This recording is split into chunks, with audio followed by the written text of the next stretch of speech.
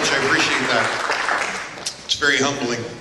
This was the hardest part, was when they would introduce me, and that's what I was telling Marco about. This would be the hardest part coming up here, because I am humbled. I want to thank everyone for coming out to support me. It's nice to see so many friends, family members, and hopefully colleagues down in Annapolis that have come out here tonight. It's an honor to step out and run for office and to hopefully one day serve as your state delegate. I want to thank my wife especially, if you'll stand.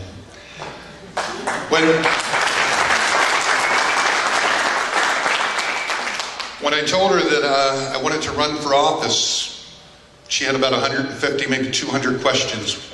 Most of them, what do I have to do? And I appreciate the fact that she's had to step out of her comfort zone.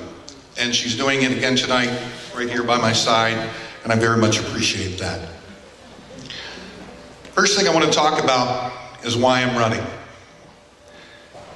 I look at my son and my daughter, and I'm devastated that they may have no chance at the American dream.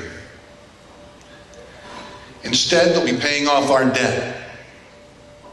And I'm ashamed that for the first time in our country's history, ours is the generation that is turning the country and state over to the next generation in worse shape than we inherited it. These kids that you'll see coming up on the screen now, each have a $53,000 noose tied around their neck as they enter the world. That's their share of the national debt. The son should not be held accountable for the sins of the father, but they're going to be unless we as a generation take on our responsibility. I see a country and a state that thinks the government is the solution to all of society's ills. I see a country and a state that's implemented a nanny state system that is simply unsustainable. In Maryland, you're financially better off living on government assistance than taking a job that would pay you over $30,000 a year. In fact, that number is over $35,000 a year before you would just break even.